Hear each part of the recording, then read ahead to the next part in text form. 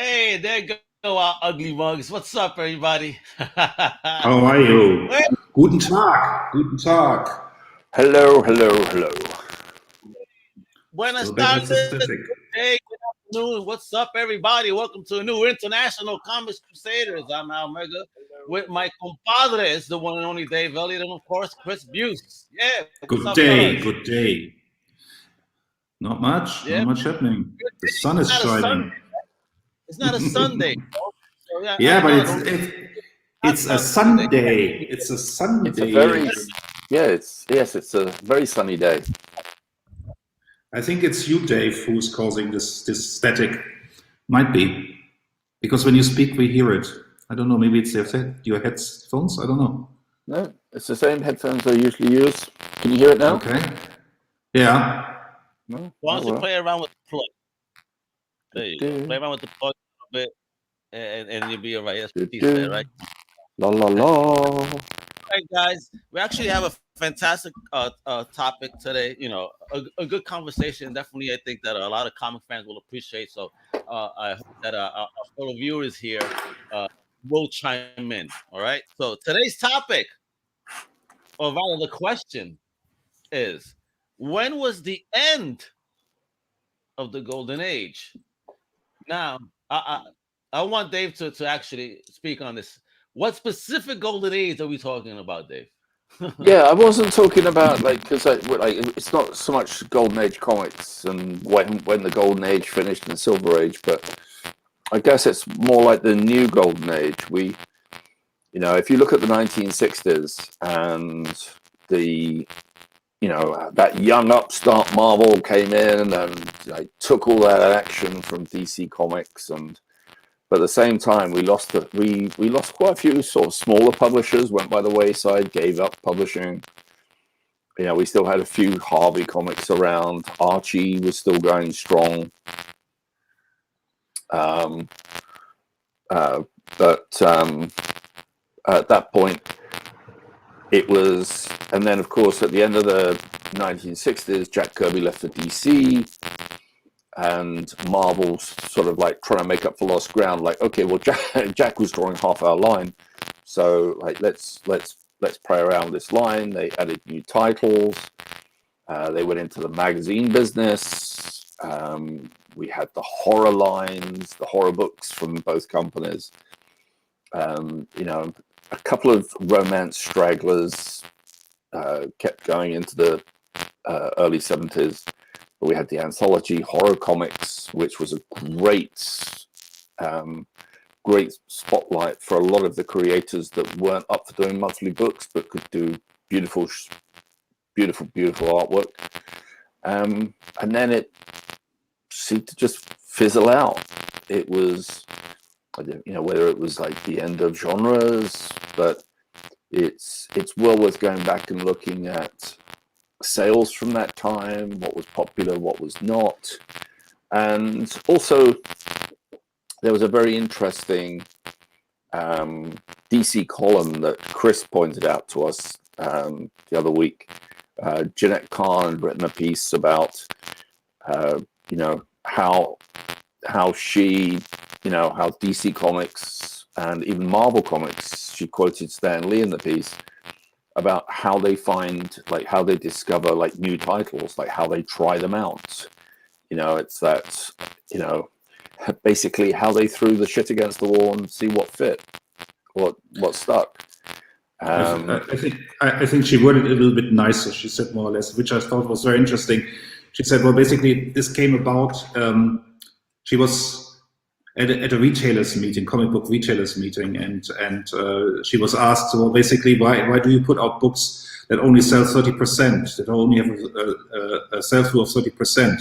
At what point do you stop putting out these crap books? And that was in the 70s. I mean, we're talking the late 1970s here. Jenna Kahn came on in 76 was her first start date, but she really took office in 77. And she came with the promise to change everything, as you always do as a new boss. And then I would probably say in 78, the rose was off the bloom. And she was, not she personally, but the publishers were heckled by these retailers saying, well, basically, why do you put out these books? And it was not Jen Khan who got up on that day, but Stan Lee, who said, well, basically, no, it's not what we do. The question really from the retailer was that I thought that was very interesting from the wholesaler, not the retailer, was why don't you do market research? Why don't you listen to what the customers actually want before you put out books? And Stan said, well, basically, you can do only market research after the fact, which I found very interesting, to confirm that we were right or wrong. And he said, well, basically, what happens is guys come to us with an idea, and we take it from this idea, and then we develop the books, which is kind of interesting because I think Stan was already very much out of the loop at that time. I don't know why he was at that meeting. If he can believe what Jenna Khan says, well, probably it's true. But Stan was really not actively involved in making comics anymore at that time, because Dave already alluded to this. We had a lot of change going on at the end of the 60s, going 10 years back. If you look at the sales charts of the early 60s, of the late 60s, you'd be very surprised, because you had the #1 book was Superman, and you had Superman competing with, of all the characters, with Archie. Archie was selling bonkers. They had 10 books in the Archie comics had 10 books in the top 10, 5 books in the top 10. And you had books like Jimmy Olsen and Lois Lane selling great numbers. So what does that tell you? You also had a strong female audience, because the girls were buying the Lois Lane books, the Archie books, and then something happened. DC and Marvel were sold to new corporate overlords. For Marvel, this meant more freedom, because they could put out more books, because a Perfect Film, who bought them, had also bought the distribution arm of Curtis Publishing, and they bought the distribution arm, so they had their own distributor now. So Curtis was publishing now, distributing their books now. This also established a magazine line, because they could put out magazines. So we had Marvel going very strong with a lot of new titles out of the gate.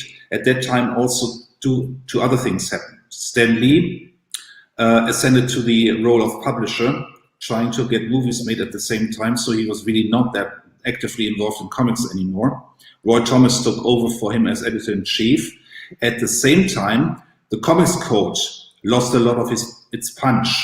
So you had the opportunity to put out monster books, because we were still in the, if you look at the general pop culture, we're still in the Gothic Renaissance. Horror's coming back. You had the Hammer Dracula movies. You had the last movies in the Hammer cycle in early 70s.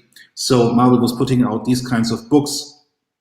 At DC, on the other hand, the publisher who had succeeded at the helm at DC was gone, was kicked out of the door. Carmine Infantino, he was fired in the mid-70s to make room for Jenna Khan. He was the man who brought Kirby to DC, and eventually he was shown the door. So DC was in the midst of a crisis. They were losing sales to Marvel. They had to satisfy their new overlords, Warner, if that sounds familiar to you. And at the same time, Warner had bought Mad Magazine, and they said, look, Mad is selling 3 million copies a month. What can you do for us?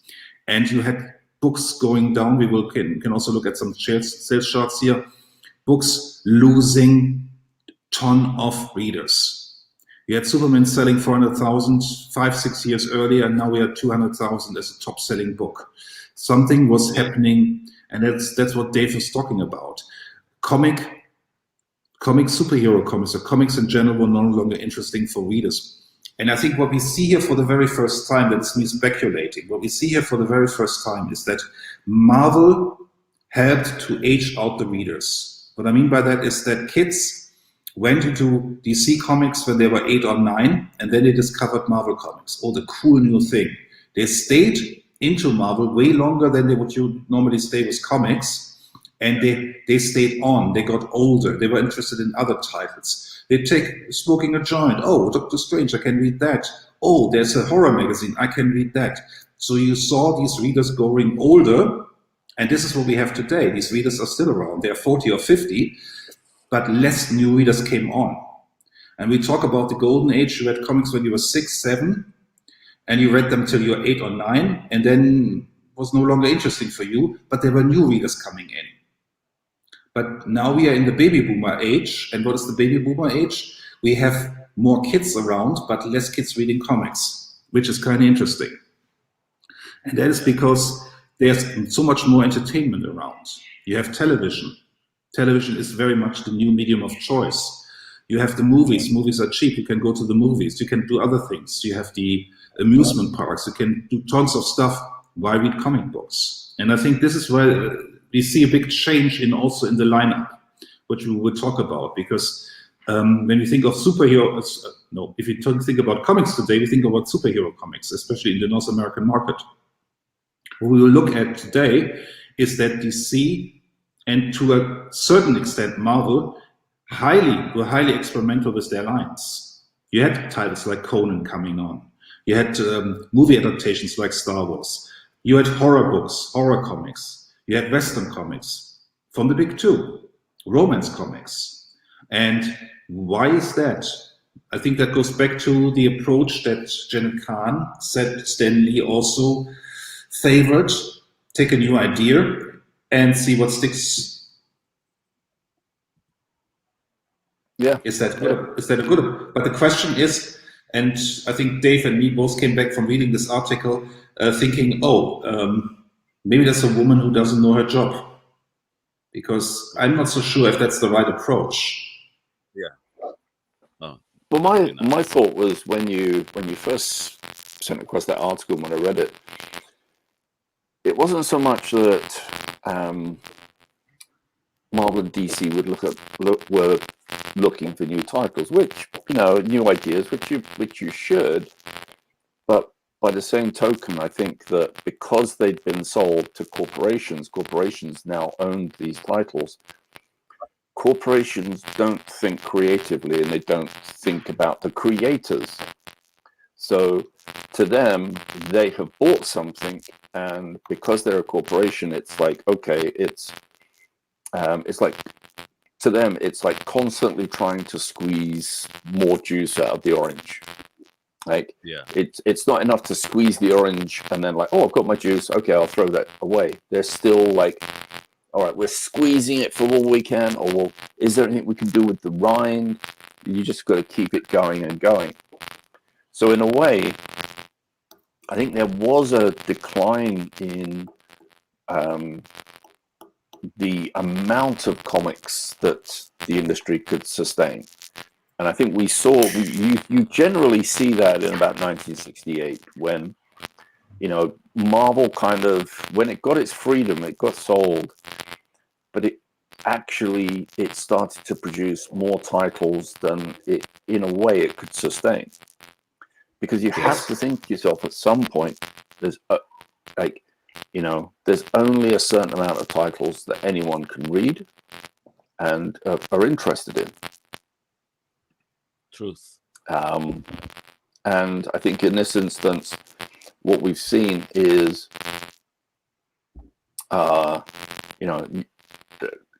since 1968, we have constantly seen companies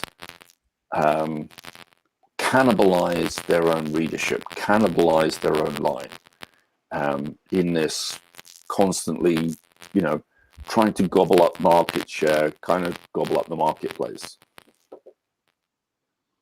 Yeah, I think it's a telltale sign that what we see at the same time is a musical chairs being played at the offices of Marvel with the editor-in-chief position, because Roy Thomas held on to this position, I believe 2 years, if I'm not wrong, 1 or 2 years, because he was then saying, well, basically, why do you think this job is stressful? When I did it, it was so easy. Yeah, but Roy said, well, basically, you put out 8 books a month. I'm putting out 20, 30 books a month. I can't handle this workload. And then Roy eventually resigned. And then you had Marv Wolfman coming in and Len Wein, and you had Jerry Conway come in for a couple of months. So it was constantly changing. You had no constant editorial stewardship at Marvel.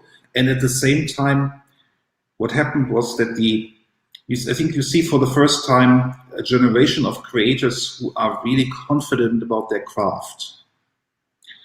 Maybe even more so than their talent would allow for, but if you think about the early comic book creators, they all came from lower class families. They get paid very nicely for their work they did because comics were selling millions.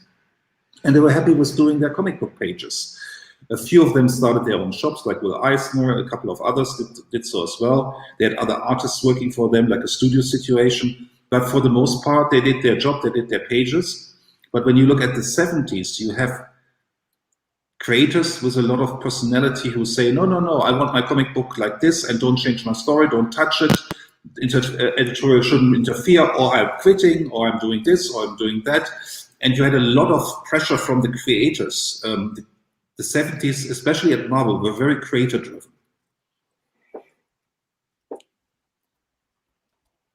Yes, they were. And then you had, yeah. All I was just going to say is if you think about Roy Thomas and Stan Lee, Stan Lee was writing most of the line while editing 8 books, whereas Roy Thomas was writing several books and editing a much increased line and genuinely editing. So yeah, and also genuinely writing. I mean, if you look at the kind of poetic writing style Roy Thomas developed over the time, I mean, this compares nothing to Stan. I mean, it's no dig on Stan, but Stan came in and dialogued the books basically, but Roy was really building the stories more so than understand. Yeah. Well, I think Roy was crafting the universe in the script rather than Stan, who would craft the universe after all the artwork was done and by tweaking the dialogue and making references after the fact. Yeah, I mean, you said it I think in our previous podcast, you said, well, basically, if you look at the Avengers, they really hit their stride only in the mid-40s. Yeah, that was when Roy Thomas came on the book. Yeah. You can really see the point when Roy Thomas comes on the book, the Avengers really find their strengths. Yeah. All right, I think there's another part when I think we in tackling this subject today, we were looking at like that decision process of it's like, how can we do this? I mean, in the 60s, you also had, in the 60s and 70s, particularly the early 70s, the distribution model was definitely gamed by the mafia, which really didn't help in getting accurate numbers on the books. I think we can pretty much look back now and see that there may well be a good some circumstantial evidence to show that Jack Kirby's Fourth World Series would have survived if the mafia wasn't basically stealing the comics and saying they were returned but weren't, and were actually selling them on. Yeah. What Dave is referring to, if listeners out there don't know this, only know the current model and have heard about returnability and non-returnability. What you have today is in the local comic shops, most comics are non-returnable. That means the store buys them to sell them to their customers. And in the olden days, comics were sold to wholesalers who sold them to retailers, but the wholesalers had 100% returnability. So basically, you had comics shipped back to the publishers at the rate of 50 to 60%. 50 to 60% were returned. And this was really going back to the 40s. And this is also the reason why we have these cover dates that are usually dated ahead, 1 or 2 or sometimes 3 months. It goes back to this practice because basically you could keep the book on the shelf a little bit longer, pretending it's a new book. If it had a cover date of April and it came out in February, you could keep it on the shelf for April and say, oh, look, this is a new book. But at that point, you returned the book if it didn't sell. And what the practice was originally was you stripped the cover and you submitted the cover to the wholesaler for credit. And at a certain point in the late 60s, that became too much work. So they just said, well, basically, we didn't sell those books. And what Dave was talking about is that, in fact, they sold the books, but told the wholesaler, well, basically, we didn't sell them. Yeah. And then the wholesaler went to Marvel, and DC said, give us credit for these books. And so Marvel shipped their next line 50% for less money because they had to make up for these quote unquote unsold books. Yeah, I mean, originally the publishers would often have to take care of the shipping back of entire copies, which would also be a cost that they didn't really want to take. So to save money, they said, look, just send us back the covers. So tear off the cover and send it back. And eventually, even that was they just couldn't be bothered with that either, because it was, for retailers and distributors, it was a drain. So they just took people at their word. Yeah. Yes. Wow. Oh, yes. I only sold 3 copies out of the 20 you sent. You're going to trust a bunch of New Yorkers to tell you the truth, right? Come on. Yeah. I mean, but what you also see happening at the end of the 60s, which also contributed to the downfall of comic books and then eventually to the rise of the direct market, like 15 years later, was that the mom and pop stores were going out of business, the soda fountains, because what you originally had, you had these kids coming into a soda fountain, to drugstore, drink a soda. They paid for the soda and read the comic book for free, or eventually bought one of the 2 they read. And this was still a good business for those stores. But eventually you had the big superstores coming in, putting out these little stores out of business. This is what's happening with Amazon today, but back then it was the Walmarts and the Dillons and whatever you had, Kroger's. And they said, well, basically, why should we put comic books on our rack shelf when we can put nylon stockings there and have a better margin on those? So it was the nylons that pushed comics off the spinner racks. Yeah. And those racks were never made for comics in the first place. Anyway, it was always, they were just like a shelf. What else can fit on that in that pocket? Yeah. In fact, there's a lot of evidence that comics were originally resized for that shape. If you look, they went from Golden Age down to what was the Silver Age, because if you check trim sizes, it was to fit in so that they could fit in those spinner racks. Yeah. Everything's everything's always done for a reason. Do you know who came up with that format? That was Max Gaines, the father of Bill Gaines, the guy who was famous for EC Comics and Mad Magazine. That was his father. His father who did this, because he came from advertising and retailing. He actually worked for a retail store.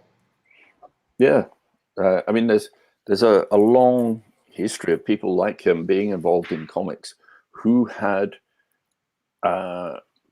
business acumen in other aspects of the business, so that they could use that in comics to help comics sell better. Yeah, absolutely. I mean, the original comics were, most of the original comics when they first started were just chopped up strips from the newspapers. Yep. Yeah, definitely. That was the original. That was the beginning, and here you go. And that was the beginning, and at the end of the day, Mark just posted a groundhog meme for Dave. I saw that. I don't know. I saw it in my notifications. There was the groundhog meme and said Dave. That was very funny. That was very funny. Here you go. Yeah, but I think there's a lot of contributing factors, and what we have here, because we also want to show you some amazing comic book art, because Dave and me, we scoured the interwebs and our basements. I personally scoured the Buse Cave to find some amazing covers for you, to give you an idea in the sense of a feeling for what was going on in the 70s. And here you have, the first up it says war. Yeah, well, that is interesting. In the 70s, at a page count of 52 pages for 25 cents, early in the 70s, you had a comic book that dated back to the 1950s. DC was still publishing, called DC Star Spangled War. What you already see here, what's going on. They kind of retooled this book, because that's also what Jenna Khan said in the article, in the column she published, she said, well, basically what we not do is we cancel a book right away. What we want to do is we want to retool it if it doesn't sell well. A little bit similar to what you see in television going on. She had a list of 5 points what she would do when a book is not selling. I missed the 6th point, doing nothing and wait for the book to find its feet, because that's basically what she missed, because that's also what you see a lot, because very famously Seinfeld was not clicking with readers originally, but they waited a couple of episodes, and eventually they said, well, basically now it's clicking with people. Now people have figured out what this show is about. It's about nothing, and that's kind of cool. So basically, don't do anything is also an option, but apparently not if you're Jenna Khan.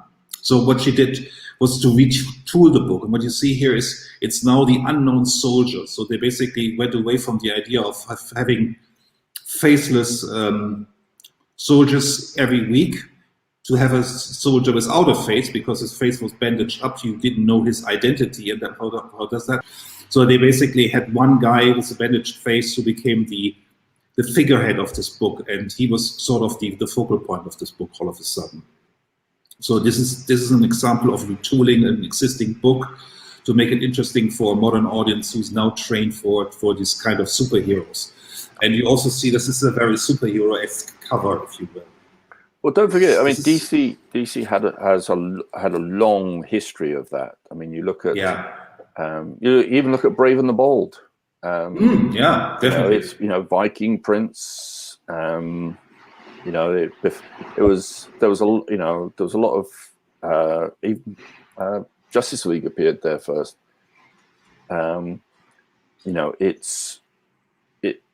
It was many things before it was a Batman book, a Batman team-up book. And it was like Showcase, DC Showcase, again, a great way of launching something, or giving it a soft launch to see if it can actually survive its own title. And then with books like GI Combat, you've got here, it's like GI Combat. You can have just generic war stories, but you also had the Haunted Tanks, which was sort of a ghost story, and then believe in here you also had the sort of, I can't remember the title, but you know this from if you read the New Frontier by Darwin Cook. They had this island where they had dinosaurs and soldiers meeting up. Dinosaur Island, which is basically originated in one of their war books. And this is how the New Frontier starts. That was Starspangled Comics, but you could do that. You could actually, like, Sgt Rock could appear in more than just Sgt Rock if you wanted to. The Losers could appear in other titles. You had all these different characters, like all these different war characters they created, and they might have a 5-issue run. They might have a 12-issue run. They might have a 4 or 5 year run.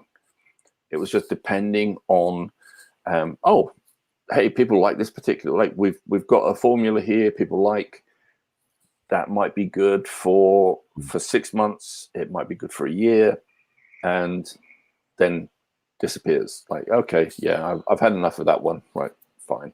I mean, what would you also see here in this cover? It's a great example that DC, more so than Marvel, actually, were trying to take on political topics. You see here, like, this is the platoon of black soldiers and white soldiers. They're segregated, and you have our hero in the middle, and he's trying to appease them. And this is really something. I mean, this is a comic book for kids, and they talk about bigotry, and they talk about racism, and you could do that because there was an audience for that. Kids were tuned to that. They had black classmates suddenly, and they said, "Well, basically, what's going on here all of a sudden?" Politics in comics, Chris? Yeah, shocking. I think you're misreading that cover. You must be misreading that cover somehow. I must be. I heard politics in comics is a new thing. It just started yesterday. It's very new. It was just just a couple of weeks ago, I think it was created. Yeah. Talking about tolerance in comic books. Wow. Send all hate email to chrisabuse@politics.com. Wait for my book. People will so hate it. But I mean, look, at that particular time, you also look at the time, the 1960s, where you had young kids whose parents were still talking about the war. We're talking about World War II, and particularly as we entered Vietnam. What better way to sort of pump people up for possibly going into active service than talking about like the heroics of World War II, as the country was leading up for war again. And so, and both again,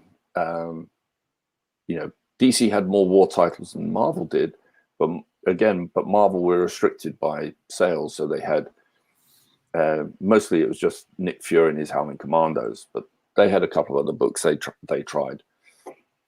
Yeah, but Nick Fury and his Howling Commandos is an interesting book because that got started by Jack Kirby, because that's a book Kirby definitely wanted to start because he wanted to talk about his own war experience, and it was not always heroic.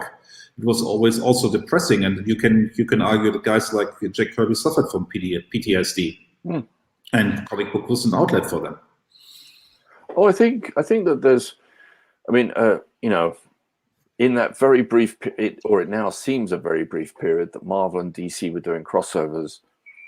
I would have loved to have seen a Nick Fury Sergeant Rock crossover by sort of Joe Cuba. That would have been amazing.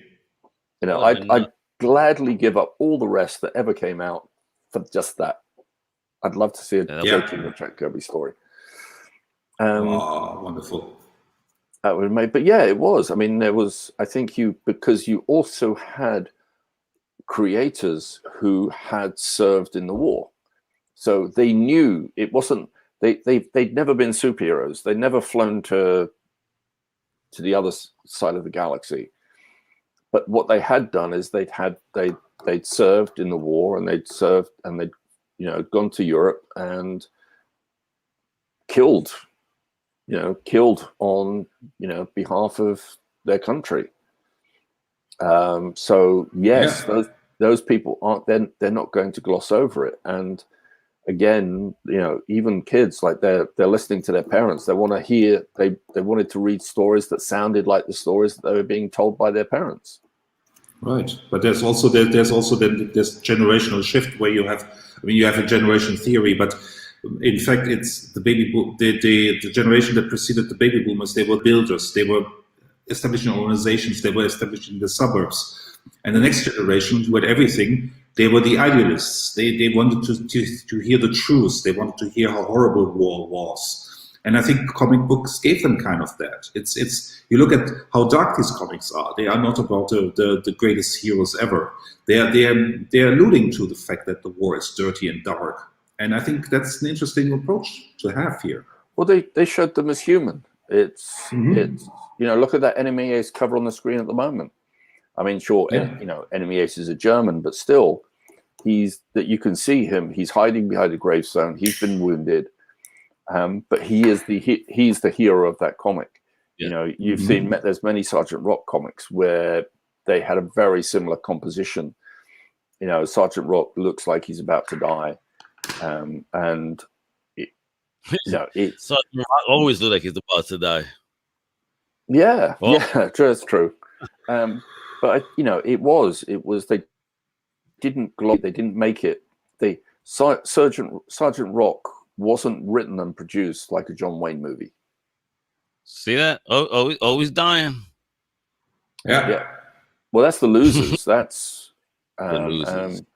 Awesome. And again, that was a great short run by Jack Kirby on The Losers, where again it really gave him a chance to dig into the history that he hadn't dug in since Nick Fury, and probably with a little bit more realism than he put in the Nick Fury comics.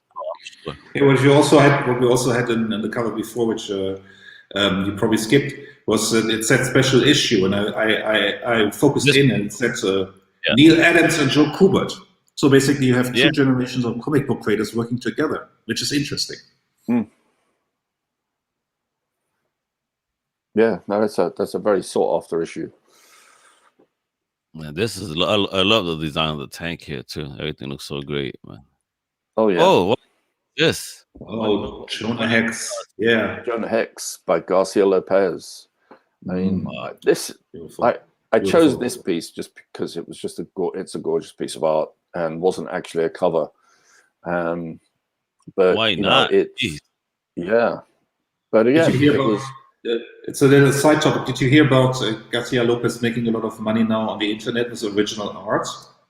Because they have this new thing where you can, with this, do you know what it's called, Al? You're a computer guy, where you have to sell? Yeah, you can sell original, what's it called? You can secure non-copyable digital Oh, artwork. NFTs. Yeah, the NFTs. Yes, and you're making a ton of money on those. A lot of people, glad. Impact comic, Impact Theory Comics, held by Tom Billieu. I mean, that basically all the next comics are going NFTs, and even another publisher is going to publish via NFT. So it's changing the game, allowing creators to make money and for collectors to still have that sense of exclusivity, because again, an NFT can only be held by one person at one time. When it's unique. Great. Yeah, that's but fantastic. how many NFTs do you produce? That's something to talk to a pro about. That's what I want to do for Crusader Con. Bring aboard someone that could maybe educate us a little bit more on the blockchain, and especially how that can help, the future of comic creators. So if there's anybody out there that's a whiz on NFTs, seriously email me at alex@comiccrusaders.com, because I'm looking for speakers for that to do, for Crusader Con. Bit comics. Sounds excellent. Yeah, absolutely. Yeah, but here we see how, but see how great this guy is here. I mean, this is and this is another thing you had in DC, Western comics. And I mean, if you know a little bit about the international comic book market, and this is International Comic Books Crusaders. When I grew up, I read these Western comics from Italy and Spain, where Italian and Spanish artist Möbius famously started with Lieutenant Blueberry.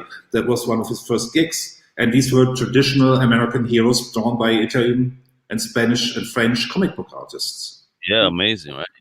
And that's another factor, is that beyond just the actual sales market of the actual comics, when we started to see more of these comics, the rights to them being sold as foreign editions to other countries around the rest of the world, some titles, like some of the war comics and particularly the Westerns, because of the revenue and the popularity in Europe of those comics, it actually helped save those comics from cancellation in the United States. Because whereas the bottom line might have just been like, you know what, this is a bit close, but when you factor in the amount of money they were making from foreign editions, it was well worth keeping.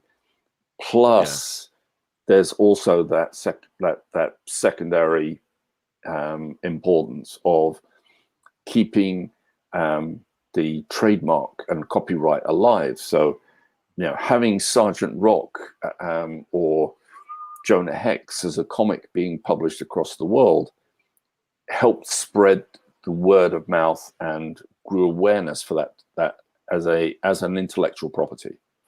Definitely. What we see here is also we will see this is a book that changed a little bit. We'll see what it was before. This is now one of another horror book, but when we go to the next page, we see how it originated. I want this book, though. I've never seen this cover before. Yeah, this amazing, is new, isn't it? I wrote it down because I gotta get this in my life. This looks sick. It's funny. Like, same here. It's like I don't remember seeing. Like, I remember seeing ads for it, and I just presumed it never came out. But this is how it originally. This is how it originally started. This is how the series started. Because what you had in the early 70s was a rush on reprinting the Gothic horror novels or Victorian horror novels, the Wuthering Heights, the Haunted Mansion stories, and they got all these kind of new lurid covers in paperback.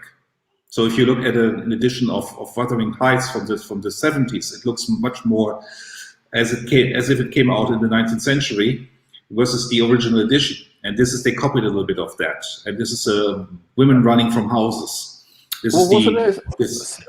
See, I always thought that this was more a reflection of the TV show Dark Shadows. That was actually influenced. That was actually influenced by this trend, because it's also, if you really want to go back to where it started, where this Renaissance started, it actually starts much earlier with Rebecca. Rebecca is nothing else but Wuthering Heights in a more glossier package, and this is basically what this is also. This is, oh, this girl falls in love with this mischievous, very very wealthy stranger, sort of 50 Shades of Grey, but with ghosts, and yeah, that's basically what it was. And you had these kind of comics, and clearly, if you look at this cover, this is not geared at a male audience, without being too gender specific here. But I would reckon in the 70s, this was something a girl picked up rather than a boy. And you also have this very interesting violet, pinkish color there. And a couple of issues later, it became a couple of issues. It was retooled as a generic horror book of the times. And I've actually read those. And they're quite interesting, actually. And we had some very, very great artists working on this book. Ernie Colin worked on the book. Tony De Zuniga did a very long story, 30 pages. Tony De Zuniga was already doing Savage Sword of Conan at that time, and he did a romance comic, which is also interesting. Yeah.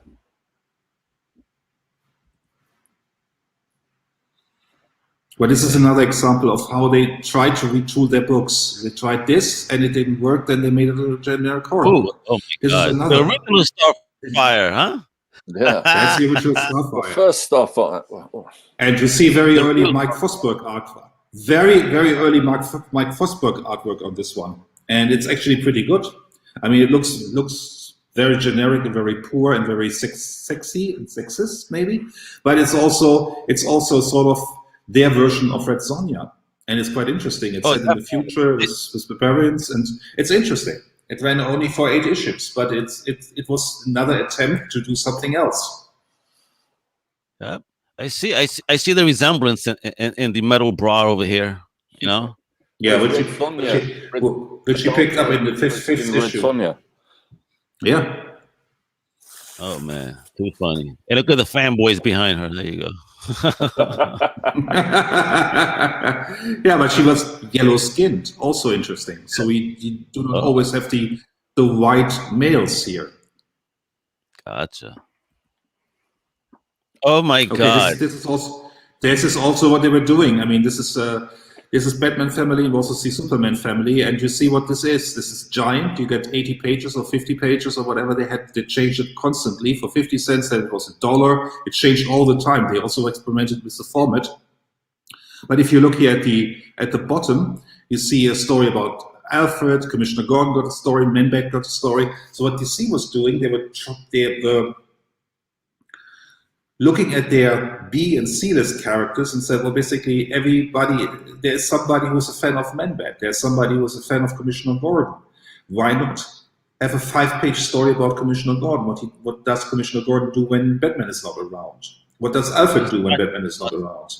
And these were interesting stories. Yeah. This also has a very killer story by Mike Grell. This is one of his first really good stories.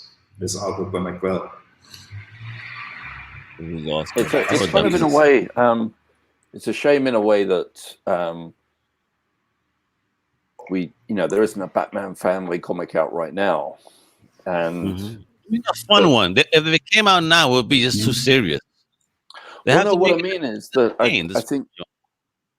think part of one of the things I thought we were going to cover today was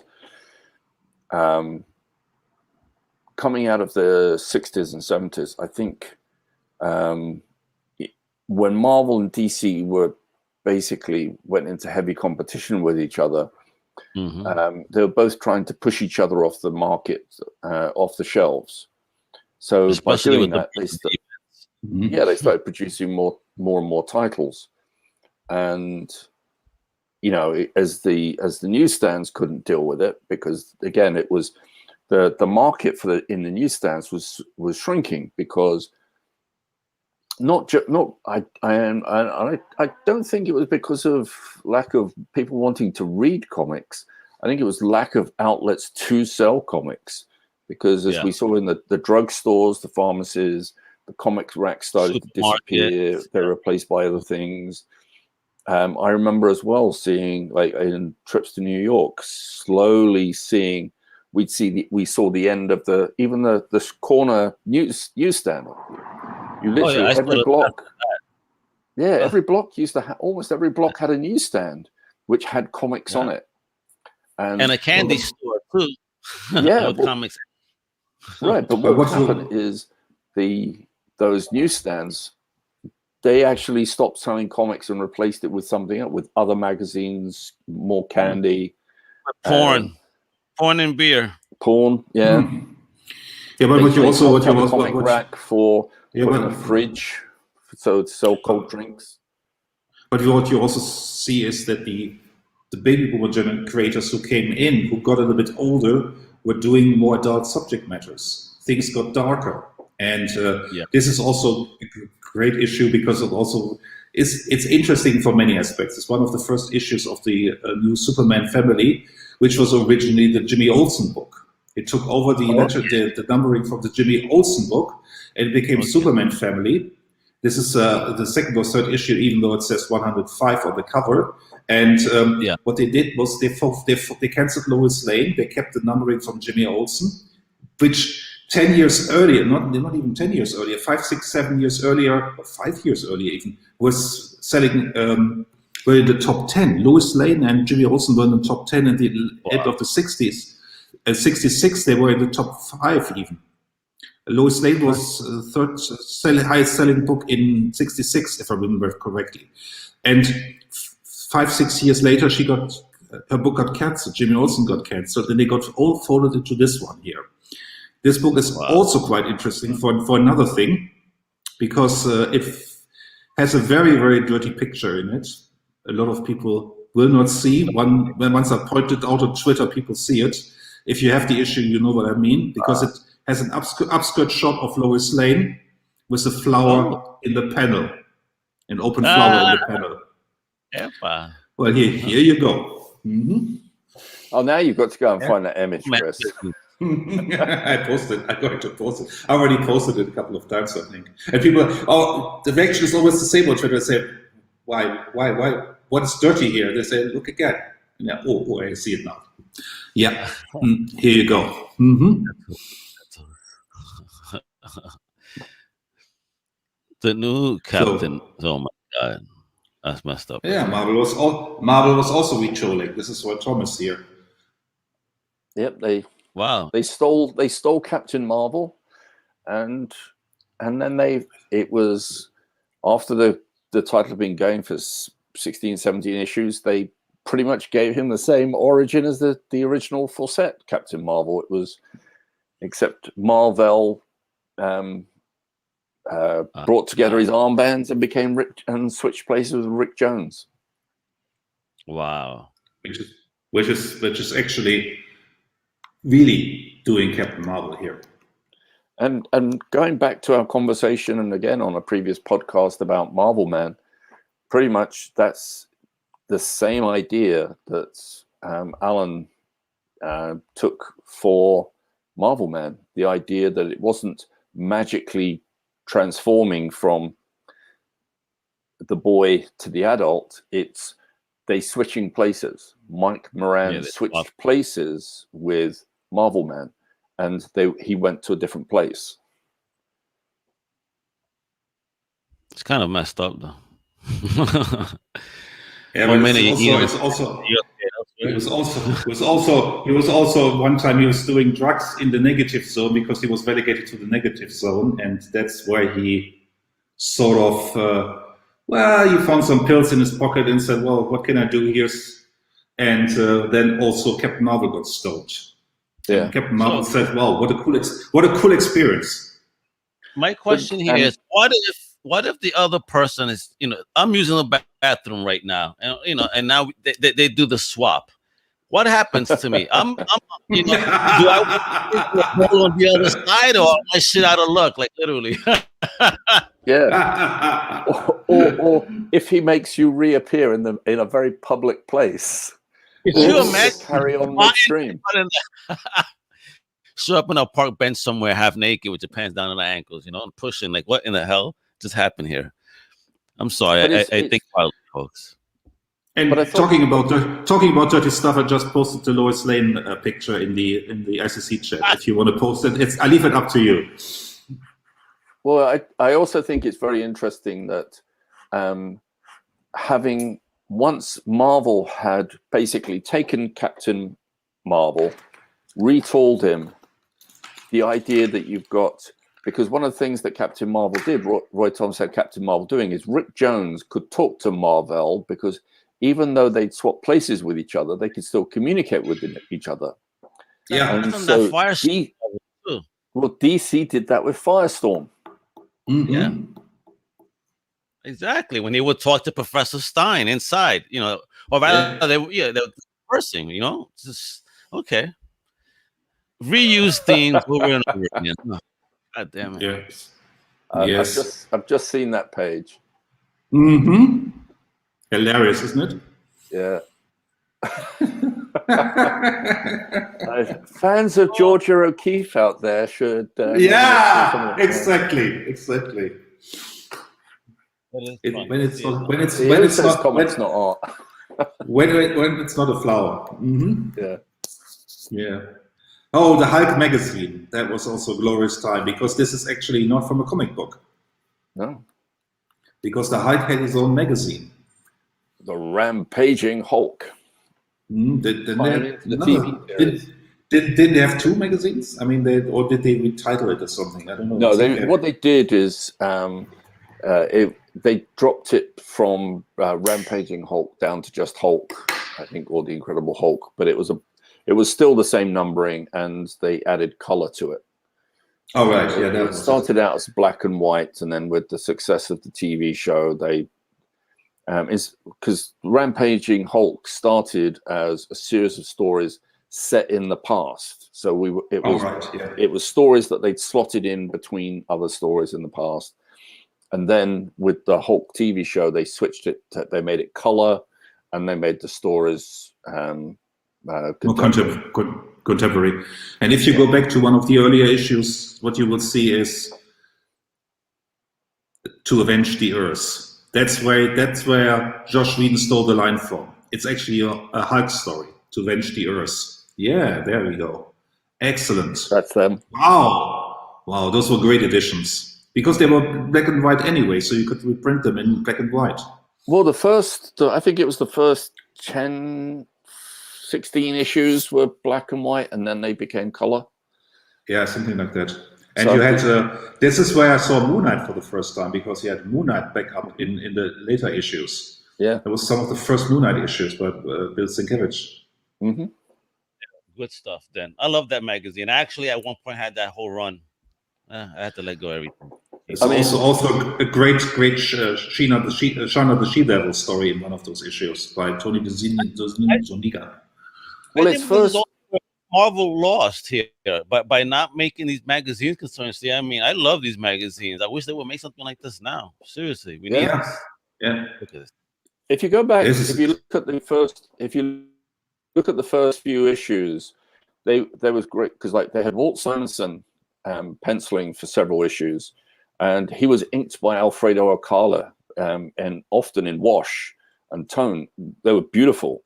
Wow. And there was one of my favorite issues though was a Jim Starlin drawn Hulk issue that was inked and painted in wash by Alex Nino. Awesome, fantastic, best. This by the way, we're talking about Walt Simonson. There's a connection here because this is done by Jeff Jones, who was married to Louise Jones, the editor who later became Walt Simonson's wife. Mm-hmm. And really? This is once again trading on this Victorian romance trade, because this is a cover that's very much a paperback cover of that time. Yeah, and I want to say a shout out to Jim Starlin. For you guys that are fans of Jim, check out on Old Timers. They recently, outside the panels, Johnny and the professor recently had a chat with him. Pretty cool stuff. Oh, yeah. Fantastic! Very cool. Yeah. Very cool guy. But this is, man. this. Oh yeah. Yeah. talking about Jim Starlin now, this is the earlier issues by, I believe, Roy Thomas wrote those. It was art by Gil Kane. Gil Kane, then Bob Brown, then finally, eventually Jim Yeah. Starlin, who also took over as a writer, as we know, and really made the character interesting. But it was great because, you know, the reason I chose this was Marvel doing very much. It says the title here is like Countdown to Counter Earth. Well, this was counter superhero comics. It was, yes, Warlock was a superhero, but this was very much a it was a different world. Like this was the I don't know if in Marvel continuity that Counter Earth is still like on the other side of the sun to us, but that's what the storyline was. There was another Earth. I trust this was an idea lifted from Star Trek, because this is just watching Miri the other day, because I'm rewatching the whole original series, and this is where they go to a parallel Earth for the first time, and they're now in the 1960s, but on a parallel Earth. And this is kind of fascinating. I mean, this is a great idea, great concept. This isn't another interview. This isn't another universe. There was an Earth that was created, I believe, by the High Evolutionary on the other side of the sun to us directly. So it was basically rotating around the sun like this. So we were always on the opposite side of the sun. And Dr. Doom was the hero, wasn't it? That's Something right. like that. Yeah. But that's where the stories of Warlock took place once he'd left our Earth, went to that Earth, and the High Evolutionary was there, and then they came back. And this is another thing DC tried in the 70s, bringing the shadow from the pulp into comics. I mean, he had a short-lived comic book series earlier by Charlton, if I'm not mistaken, but smaller publisher, and then DC got the rights and see how he starts out. This is very much the shadow in this noir setting, even though it was a little bit horror blend in there. Kaluta wanted to do that stuff, but it's very much set in this crime noir setting of the 1930s. And if you go to the next cover, which is also by Kaluta, who had left the book at that time but still doing covers, now this is very much in the vein of horror. So they're also doing it a little bit more in the horror-esque way. But they were very pulp designed covers. And so, you know, it's like, it's almost, you can see this cover next to that Wonder Woman cover, very pulp influenced. Yeah. Crazy. Lovely though, beautiful. Oh man, I remember these. Talking about the pulps. Talking about the pulps. Marvel were doing it as well. Marvel, you know. Yeah, I mean, if the Shadow is Batman, then Doc Savage is Superman. Yeah. Well, I think he's very much Superman. Well, that was a horrible movie when they made that movie. You remember the old movie? Oh, the Ron Eli movie. Yeah, and he's horrible. Isn't he also called Clark Savage? Isn't it his first name? Yeah. Isn't it where they took the name, and they also took the Fortress of Solitude. Doc Savage had it first. His base was called the Fortress of Solitude. Oh, yep. Doc Savage. But I love those. Look at this. Yeah, man, these were great books, bro. A lot of fun reads back then. Adventure, you know. Yeah, and he also had his own magazine. He had a comic book series and a magazine. Yeah, with great art by John Buscema, for example. I mean, they had these top Marvel artists, and if you only know Buscema's work on the Fantastic Four, or what is it, the Avengers and Conan, you're missing out a lot of books he did in the 70s. He did romance comic books, as we will see later on. He did these kinds of books. He did magazines. He did horror comics. He did a Frankenstein comic. John Buscema was very prolific. He did a lot of stuff. Yeah, and Tony DeZuniga did several of those. He inked John Buscema and also penciled and inked several Doc Savage stories. Yeah. And this is Kirby going for the Planet of the Apes flavor, which was also very popular at that time. Well, it's funny you say that, because if you look at the history of Jack Kirby, there was a story he did for Alarming Tales that was literally, it was It was Planet of the Apes before Planet of the Apes. It was, except he used dogs and rats. But the concept of Commandy was done actually originally back in the 1950s, predating the book even, which came out about 3 or 4 years afterwards. Fantastic. I mean, Kirby was always ahead of his time, but I didn't know that. That's fantastic. I mean, that shows that Kirby already had an idea about this, and then Planet of the Apes became popular, and DC let him do this book. Yeah, it was. You know, I think because of the popularity of Planet of the Apes, they let him do it. But he was going back to his own ideas. He wasn't riffing off of Planet of the Apes. He'd already, although his choice of cover was probably directly influenced by Planet of the Apes. Definitely, but I think this came out after the Fourth World line got cancelled, right? So DC was still pushing him here at this time. They were still pushing him here. A new Jack Kirby blockbuster after they had cancelled his baby. Yeah, this was the longest one that I think he had in DC, right? Yeah. On one time. I just wish that it would have been wonderful if all the other titles had managed to achieve the same numbering. Absolutely, it was a great one, and they just recently did an homage in the animated version that I know you guys saw. That was really nice. I really enjoyed that. I need that in life now. Do a series, please. DC, do a damn series on that. You could just use each of the stories, each of those issues of the comic to do an animated movie. Like you could also do a live action series. I mean, you can do this. You have to make up the prosthetics. You can even do it quite cheap on television. And do it animated. Do it animated. You don't need to do it live action. Just it's. I want to see it in Kirby style. Kirby style. Ooh, it's great Jack Spawning cover. Very nice. I really like this. This is also. I mean, this is when you talk about success and becoming a name as an editor.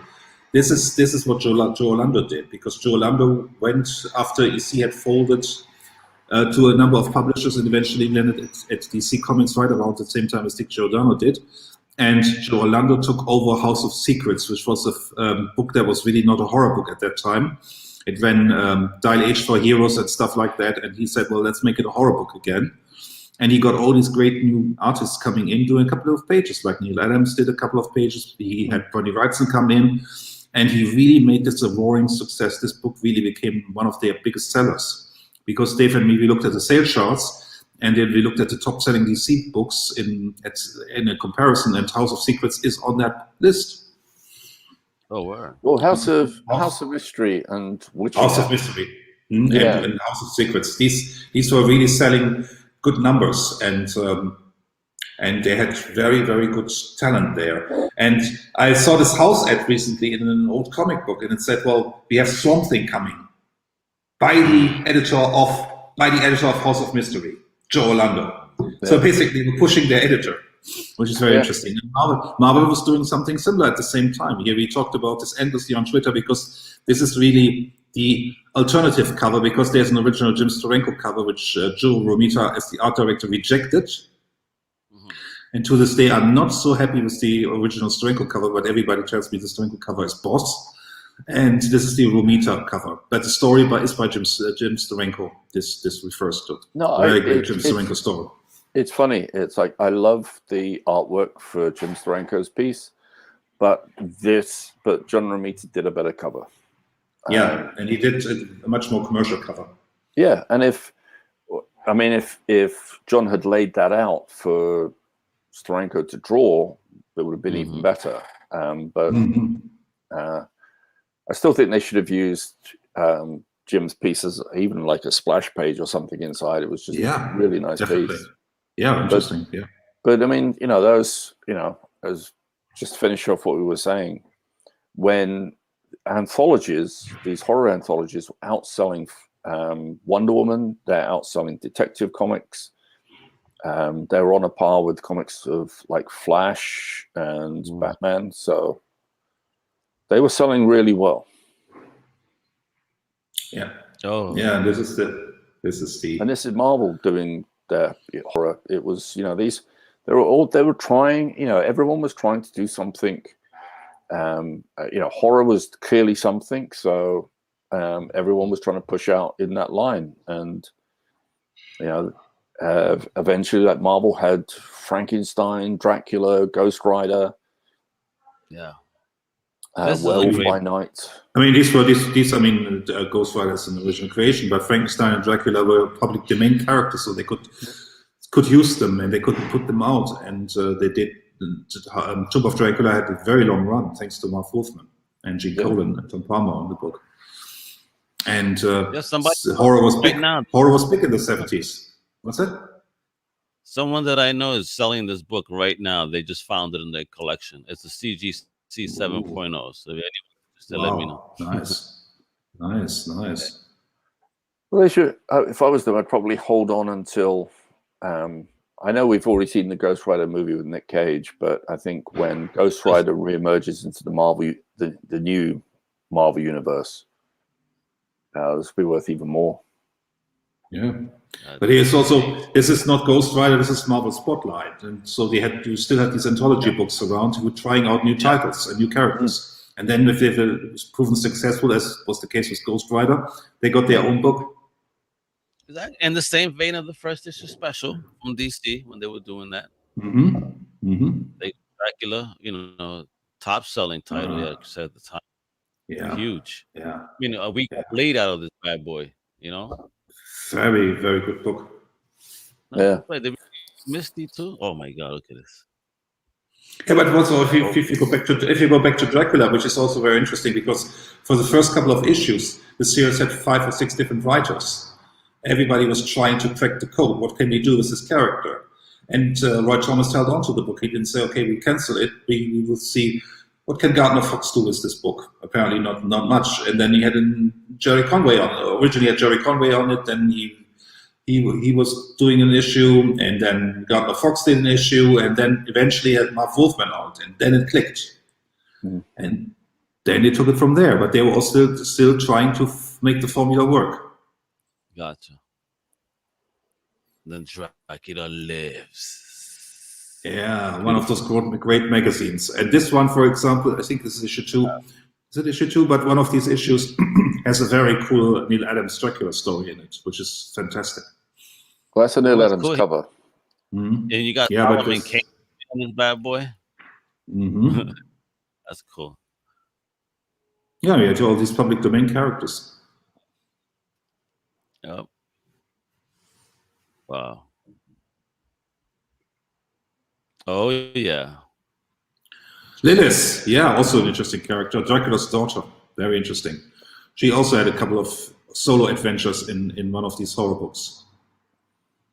Oh yeah, it's a beautiful little 2-pager by John Romita. No, that's Satana. Oh. And this is also. I wrote a column about this guy, Simon Gers. Very interesting character. Very interesting character. Very fascinating and excellently written by Steve Gerber. Very, very, very great.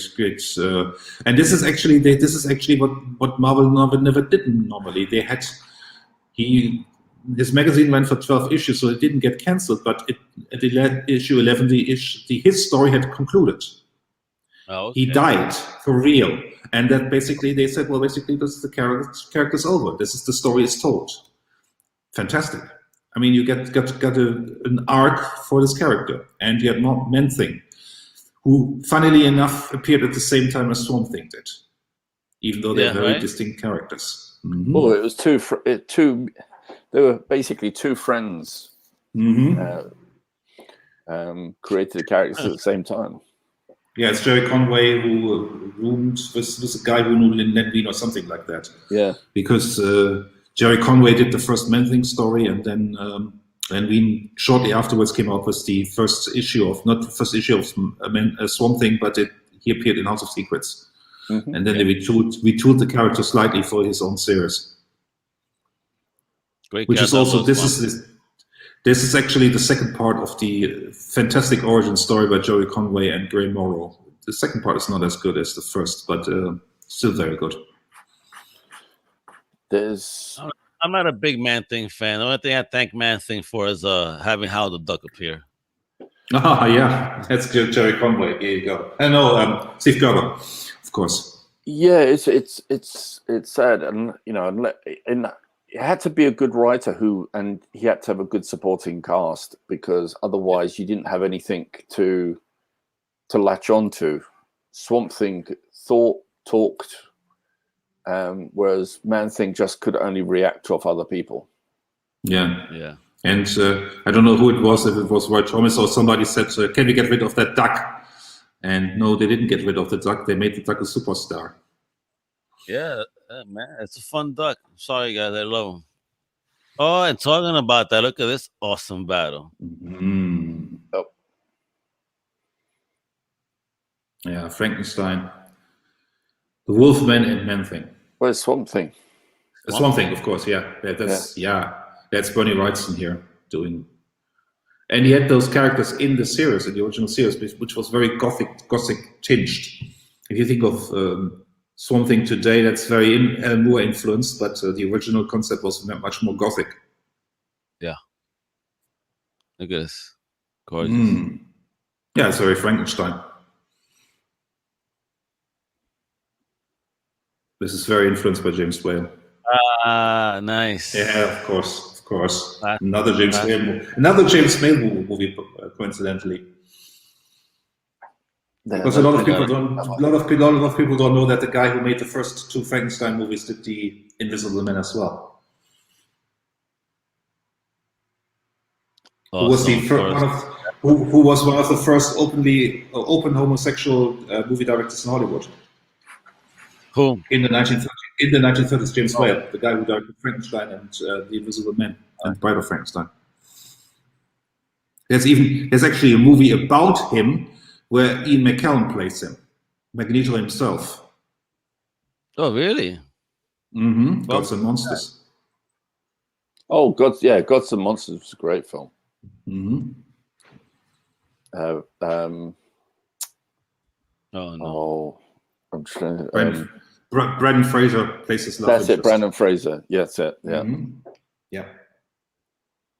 That's actually, I gotta share that image because that's actually pretty amusing to me. Let me share this, folks. Dave sent something over real quick. And DC, but that looks just like Man-Thing. Yep. Holy smokes. I don't know. I'll have to check on the date, but I don't even know if that might actually predate both Man-Thing and Swamp Thing. Wow. Crazy. Look at that. Insane. And folks, for those that were curious, this is the page right there. This is Lois kicking. And as you can see, she is wearing a dress. So you could assume that the flower placement and it's curious shape, if you will. It's not even I wouldn't even say it's subtle. I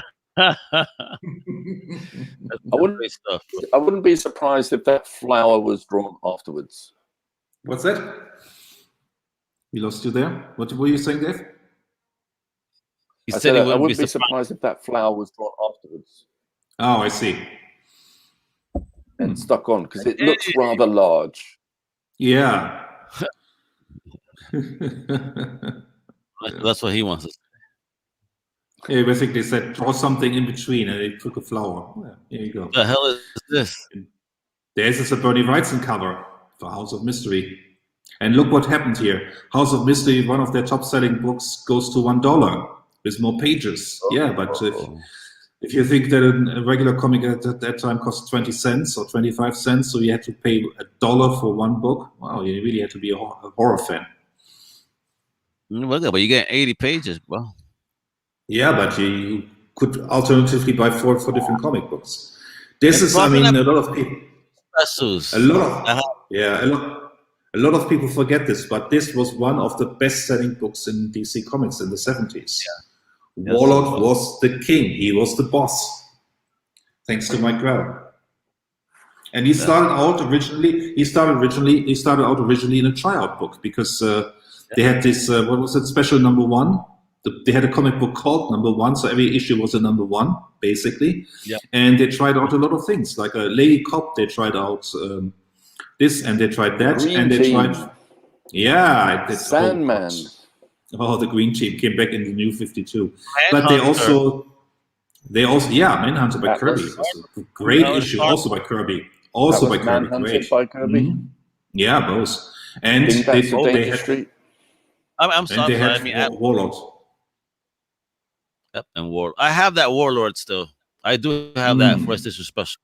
That's something I treasure. It is. I'm a fan of Conan. How would I not enjoy Warlord? Yeah, such a great concept, and also you see the how great Grell really got with his artwork. And But it's just. But when you think about, this would have followed very closely on the heels of DC publishing the Edgar Rice Burroughs material. So they were publishing John Carter, Weird Worlds, as well as the Task books. Yeah, he had actually come up with this idea, I think 2 or 3 years earlier. There's some original sketches you can find, and then eventually he sold DC on the idea, and they let him do this tryout issue, and then it became really popular. Oh, yeah, but what I'm saying, though, is it was probably the success of the other books that made them let him give this one a try. Yeah, definitely. Because it was like such a, of the time, like, you had Conan doing very well at the time. So it was, it was a natural one to try, to give it a try. And it did very well for a long time. Yeah, definitely. And there you got another one where we saw Superman Family, we saw Batman Family, and that was the other book they did. World's Finest went to also 80 pages, and then sometimes it went to 100 pages, and you had all these kind of cool backup stories. You had a very, very cool Black Canary, Green Arrow backup. You had Captain Marvel. They had acquired the rights from Fawcett eventually, and they were doing Captain Marvel, Shazam, they were calling him now. And it was very great, early art by Don Newton. Fantastic stuff. Yeah, some of the DC tried it a couple of times. So I believe the first time was, it went to was back when it went to 25 cents. Yeah, and they gave you all the extra pages, backup material. That people were quite resentful of the reprint material. But they dropped it down. They had to put the price up anyway, so it went to 20 cents. And then they tried it again, but not across the line though, with certain titles. So it was Batman Family, Superman Family, World's Finest. Detective also went to $1 because they also had a lot of backup stories in there for a period of time. Yeah, but as I said, it wasn't a company wide. They experimented with it a bit more, and it stuck for a while. And we got some really nice stories out of it, like Jim Starlin and Craig Russell working together on Batman Family, Michael Golden doing demon stories in Batman. Yeah, this Family. book came, and here we have Marvel in the late 60s, early 70s again, and they got called out for not having enough female characters, so they came up with Night Nurse, and this is once they came up with Sheena the She-Devil. So you had a nurse, jungle girl in a bikini, and you had the cat, who was famously drawn in the nude by Wally Wood for the original first cover. No, she became Hellcat later, but she was originally known as the Cat. And once again, Claws of the Cat. Once again with the political themes here. Oh, can I treat this black guy? I shouldn't really, because my boyfriend doesn't like that. Here you go. That's Marvel trying to be political in the 70s. Shocking. Did you read that? Have you read that? No, I haven't actually. Have you read this? Nope. No, I should. I actually own it, but I haven't read it yet. I haven't read. Oh, because I now want to know what the punchline is. I now want to know why he says don't treat him. I will look at it later. I'm sure it's a misunderstanding because they were not going into this so heavily, but it gives the impression that they do. Yeah, it looks like it could be a racist story, but it'd be like, I want to know if that's what it was. Probably not. clickbait, as they would call it now. That's the clickbait. Yeah. But on the other hand, you had this very notorious story in Lois Lane, but Lois Lane went black for a day because Superman had this machine which That would could turn not her into a fly. black woman. That was so. Yeah, that would. It was not such a good story because in the end, I read that story, and in the end, it was basically that Black Lois Lane cured an angry black man of his angriness. Oh, wow, really? Would have made more sense if she got. It goes a little misguided to say the least. Oh, yeah. I wonder who wrote that one. I can look it up. One of the older guys. Yeah. I can't forget you.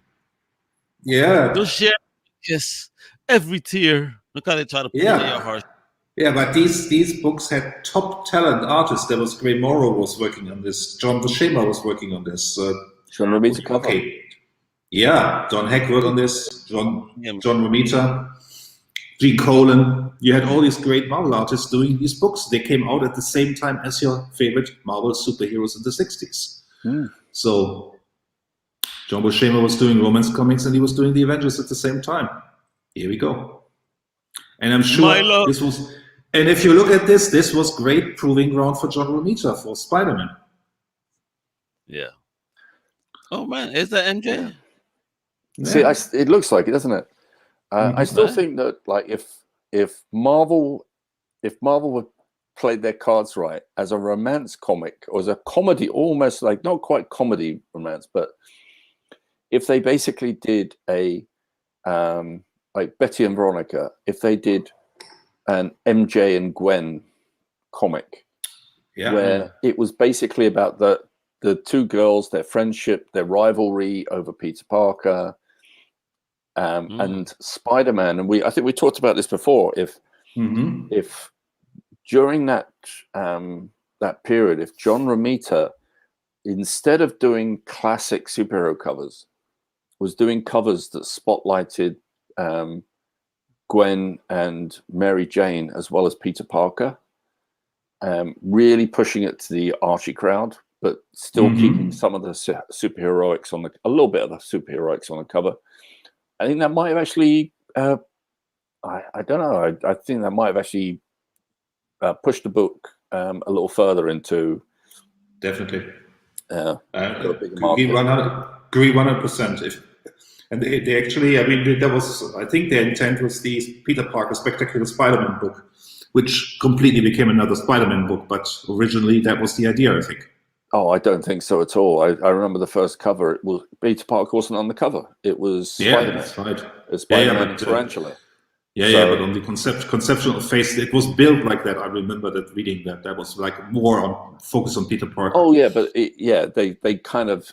they said, oh, it's the adventures of Peter Parker, the Spectacular Spider-Man, but it's just it was just an excuse for another Spider-Man title. Yeah. And here's Dave in his weekend outfit. What's that? This is Dave in his weekend outfit over here. That's me. Yeah, that's my party outfit. Yeah. There you go. Yeah, but why not? Yeah, no, I mean this was a primo period of Joe Kubert as well. He was doing Viking Prince right before Hawkman. Such a great period. And Hawkman's also gorgeous. I mean, fantastic stuff. Well, the Viking Prince stories were great. It was just great that DC was doing this at the time. Great stories. Oh, cool time to. Son. Yeah, our man Barry, very famous cover. Yep, he put his pencils next to the inks. Look at that.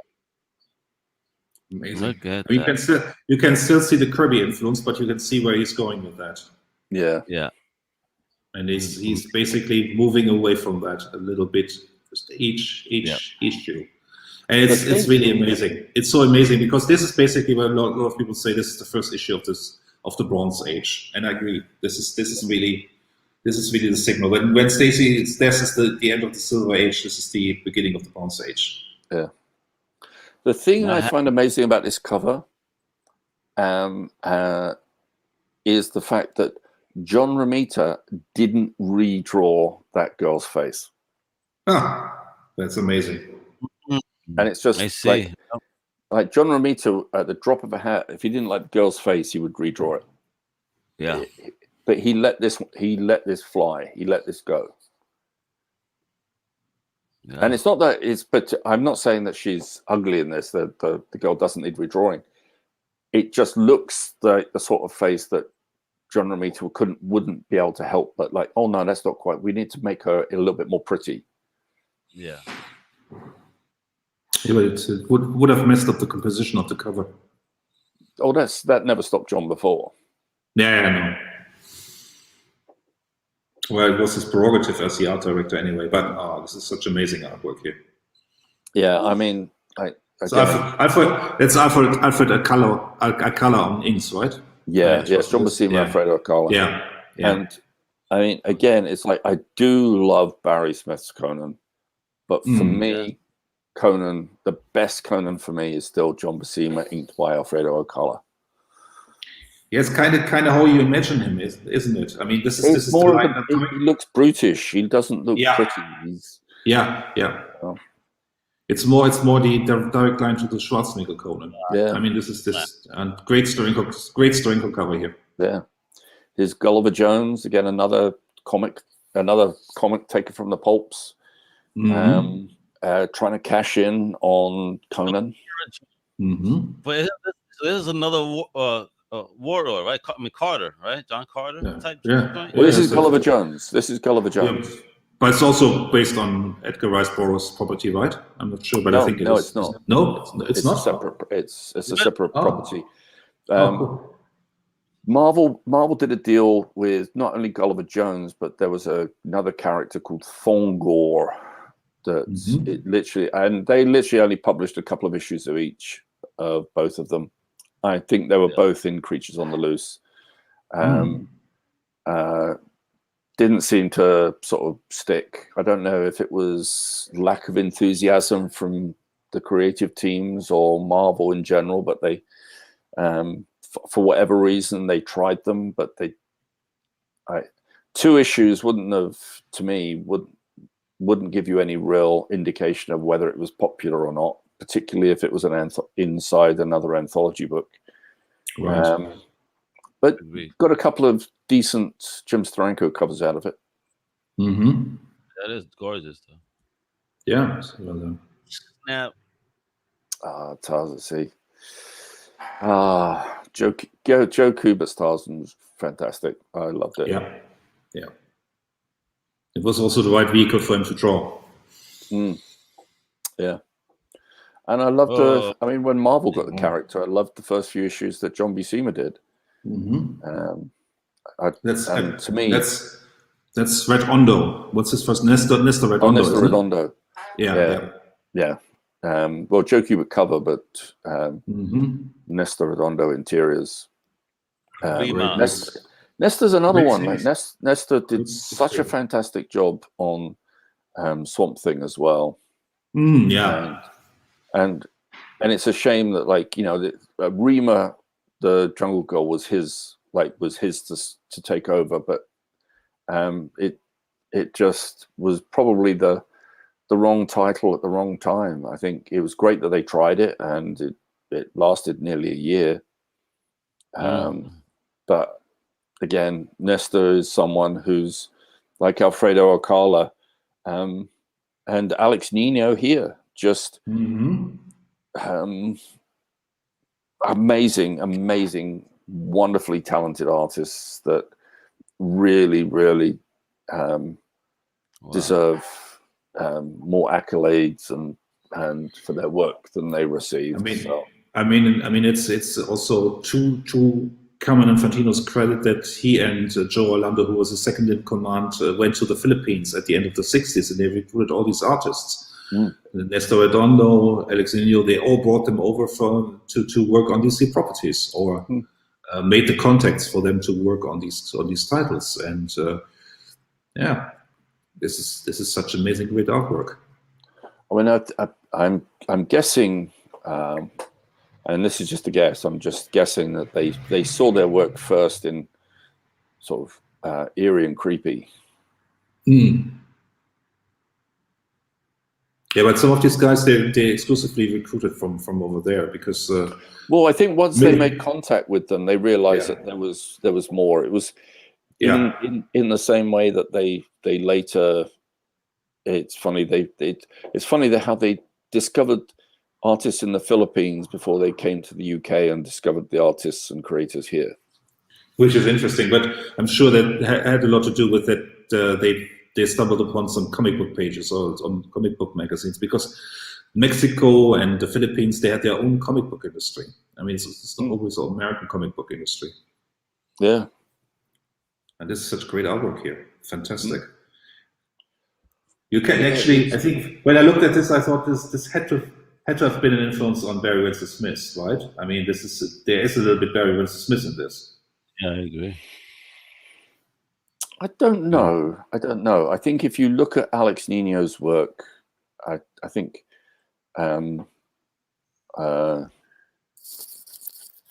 he I'd love to know. I'd love to sort of talk to Barry again and ask him, like, what were your influences outside of Kirby? But was it, just as, artists like Jeff Jones, Bernie Wrights, and Mike Kaluta were looking at artists outside of comics. They weren't looking at other comic artists. They were looking at fantasy artists from the past. Yeah, he was clearly influenced by the pre-Raphaelites and other classically trained artists. Mm.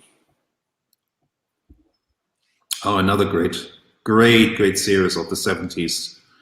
I'm not so happy with the trailer, but this book really hit its stride when Doug Mensch came on, and then when he worked with a series of great artists. There was not only Paul Gulacy, but Paul Gulacy gets most often mentioned, but there was also Mike Zeck's run on the book and Gene Day's run on the book. And this is a really fantastic book. Very glad that Marvel decided to reprint this.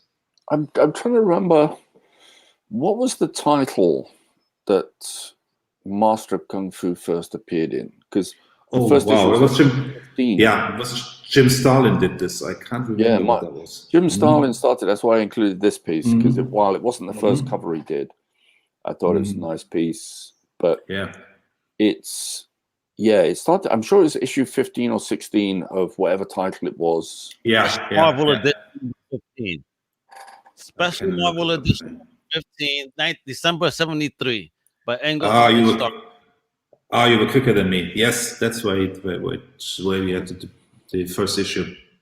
But then of course it just took over the numbering rather than it didn't become a number one. It just took over the numbering. Yeah, which we also see. He also had his own magazine because that was also the 70s. Was the Kung Fu craze. Well, no, he didn't have his own magazine, but that was the Deadly Hands of Kung Fu. Yeah, but I mean, this was Master of Kung Fu, so it's basically a spin-off of this book. But it had also not really. It was like Iron Fist. Do you read the White Puma? I mean, the White Tiger, not White Tiger. White Tiger was in it, all of those, but it seemed from the covers of the magazine, it's focused more on the kind of the movie craze at the time. Because the martial arts. It had its comics. I have my first appearance of White Tiger from that run. It was half comics, but then half, a quarter interview with a martial artist, and then obviously talking about films. Yeah, pretty cool stuff at the time. And just to talk about the Shang-Chi, it was Special Marvel Edition 15, and then by issue 17, it got changed to the Hands of Shang-Chi. So 2 issues in, and it got retitled. Yeah, because it really was popular. They must have really quickly just took off. There you go, the Deadly Hand. See, Bruce Lee. Great cover by Benny Lance. But it's also, I mean, this is what Jenna was talking about. the artists come in with a great idea and we develop it. No, it's also not true. I don't know if she was not aware of this or if she was disingenuous about this, because Marvel and DC very much looked at what was popular at that time, and so I don't understand what the wholesaler was on about, because clearly they were looking at Planet of the Apes, clearly they were looking at the Shaw Brother movies with Bruce Lee, and said, okay, let's do a comic book on this. This is popular. This is in the zeitgeist. Of course they did. Mm. Yeah, I think it was the last time. It always seemed like that this was the last period they really did that. Mm-hmm. And they always came in a little bit too late on everything, because when they did the Planet of the Apes magazine, when they did Deadly Hands of Kung Fu, it was already near the end of that cycle. But they were still able to make it, because they also had genuinely good stories about that. Also, the Planet of the Apes comics by Mike Plug are remembered very fondly. Oh, the Mike Plug ones are fantastic. But there was an amazing group of artists on those. It was like you had Alfredo Alcala, who did the adaptation of Beneath the Planet of the Apes. Then you had Rico Revol, who did Escape and Conquest, and also did other strips for other of the black and white magazines. Yeah. Once again, Alfredo Alcala here, fantastic. Yeah, it's beautiful. Like his just wash on that. It was such a But they looked at Star Wars. Star Wars again. It was before Star Wars took off, so they had no idea that it was going to take off. But they were starting to look at taking properties. They were expanding the line outside, so it was like film and TV material. Battlestar Galactica. It was mainly Roy Thomas who was responsible for getting this, and also for Conan, of course. And there's the beautiful Marvel did beautiful adaptations of Close Encounters of the Third Kind that Archie Goodwin and Will Simonson did. Oh, fantastic. The Kirby did the 2001. Yep. And he spun a series out of this, and out of that series he spun out Machine Man, who we'll see in a minute. No, it's not from his 2001 book. Don't confuse Mr. Machine with Machine Man. Here we go. I say that because I only say that is because they had to rename him, because they used Mr. Machine in 2001, which was not owned by them, and they spun him off into his own book called Machine Man. Here we go. Can be confused with the same character, of course. Of course not. Yeah, and here we see a little bit of that Eric von Däniken influence here. The Gods from the Stars. Yeah, okay, but still they were doing lots of interesting science fiction, and they had an adaptation here of Gladiator, not the Russell Crowe movie, but the novel that influenced Superman. Yeah, Philip Wiley book. Very famous. They only did an adaptation of the first half of it too. Yeah, but very good one actually. Yeah. It's a very cool Earl Norton cover. Yeah, but I think it's like New Gods was. Yes, it was the next. Yeah, I think it was the next evolution, but I think it was Jack Kirby doing I think he was ahead of the game with the New Gods. I think he was. If the direct sell market had been fully developed, and by that point, I think New Gods would have sustained an audience, and it would have done well, because it would have been a perfect direct sell comics market book. Yeah. For the also, the trade dress is very, very modern. I mean, it hints towards the 80s already. Oh yeah, but it's just the concept of having these 4 titles that were all fairly closely knit with each other and continuing at the same time was probably a little bit too much for the newsstand market to really grapple with. I think he was a little bit too early, because I mean, it's quite ironic that Lucas took some elements from the New Gods, it's fair to say, and he made Star Wars popular, and at the time when Star Wars was really popular, New Gods were already cancelled. Yeah. Yeah. It's kind of tragic and kind of ironic, because had this come out after Star Wars, it would have been a much bigger success, because everyone said, "Wow, this is like Star Wars." Well, let's be honest, New Gods was gone and had completely disappeared before even George Lucas started on it. Yeah. So it didn't really have competition. You weren't going to point, "Hey, this is just like the New Gods." No, New Gods was already too far in people's memory. Mm-hmm. There's your boy, Man. Machine Man. Yeah. Another crazy Kirby concept. I mean, I love the fact that, like, again, it was Kirby talking about the concept of, well, this is an artificial being that thinks it's a living thinking thing. So, should he not be treated as such? Yeah, and to this day, I will say, if you want to read the best standout one-in-one Kirby story, go to Olmec #1. Kirby was so ahead with this one issue. It's incredible. Where you make up friends, you build friends. I mean, the idea of this is so in the 70s, and you look what's going on in Japan these days.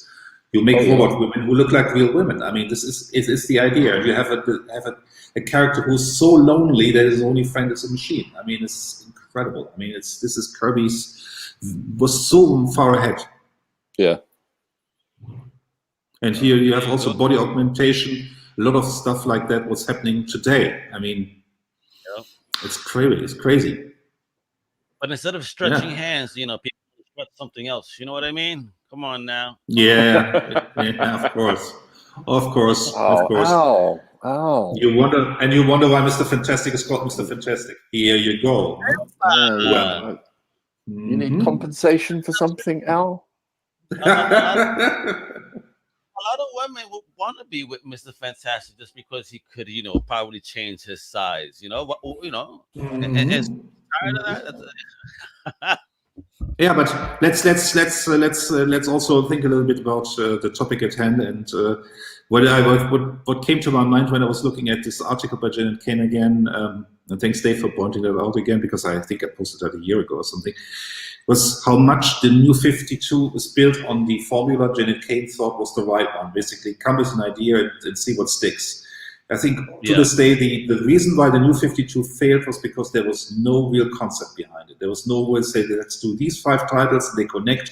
And instead, they said, okay, these are so semi-dark titles, let's call them the Dark Universe, and this is this, and this is this, instead of building a continuity among smaller titles and making out long-term plans with these books. And instead of, let's do this guy can do this, and let's bring Resurrection Man back, and let's do this, and let's do Hark and Duff, and who can do this? Oh, Rob Liefeld did the book in the 80s, or whenever he did this, let's bring Rob Liefeld back to do Hawk and Duff. There was no real concept behind anything.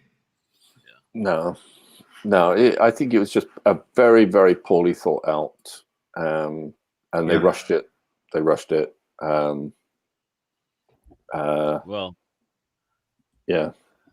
The moment I think it's also, you have a problem. Yeah, and it's also, I mean, the moment they said Batman's first appearance was in Batman #1 in the New 52, I mean, they lost their game, because who were their audience? Their audience were the readers from old, and if you want to bring them on board, you also have to say, okay, this is still the same Batman. This is the continuity. Yes. I mean, they did this with with Superman in the 80s, and they paid a price for it, because eventually they brought everything back that was in the old continuity. True. So what was it? I'm sorry, guys. Go ahead. No, it's just, I think they lost touch with what people remembered Superman stood for. And I think they have still. It's interesting how, I mean, again, I don't want to probably sound like a broken record or anything, but it's for 70 of Batman, for 70 of Superman, out of 70 of 80 years of Superman, people have known what Superman was. You could boil it down to the same supporting cast, what the story meant, and same for Batman. And I don't think you can do that anymore. I know I can't. I don't know what either of them represent anymore. Yeah. I mean, Superman also changes with the times, and I hear the Superman and Lois Lane show is very popular. But I haven't watched it, but I saw the first few episodes. It was very good. Yeah. And again, you're playing off the older version of Superman now. It's Superman with two kids. Interesting. Yeah, it works. It's been fun. I think it's a good show. Shows some growth. You know, it gets the new generation involved because, you know, Superman. You know, a lot of people, oh, he's dated. What else can you do? But throw him with his family dynamic and whatnot. It's actually very interesting how he has to handle it, and just what the kids got to go through as well. You know, with their father being, hey, it's Superman. You know, how do you deal with that? So I think it's a good follow-on from Smallville in a way. That, you know, it's the idea of, you know, going back home. He went off to Metropolis, he went off to the big city, and now he's gone back home, but he's going back with a wife and kids. And interesting. So he's on the farm now again? Yeah. Wow, interesting. Yeah, but he's not wearing overalls yet. All right. No, not yet.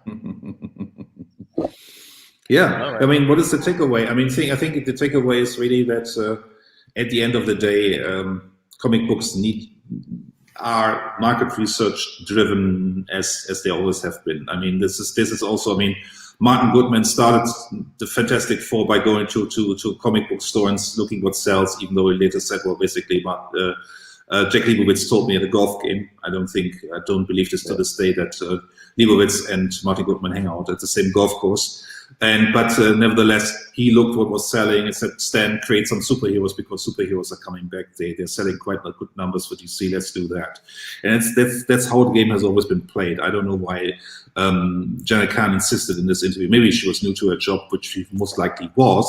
But at the end of the day, you just go around the corner, talk to a few news agents and ask what's selling, and then you make something accordingly. I mean, that's how the game is played. I mean, that's what Hollywood does. Something becomes a hit, and you do 20 movies in the same vein.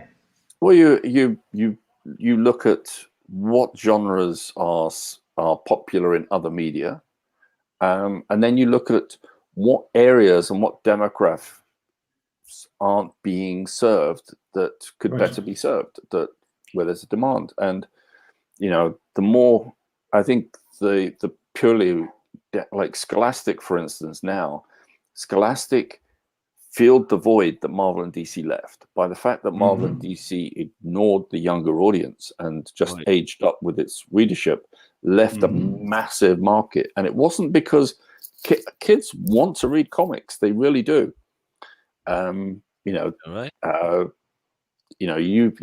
You talk to most current school teachers. School teachers are very interested in graphic novels that they can have their kids read because comics are the gateways to reading.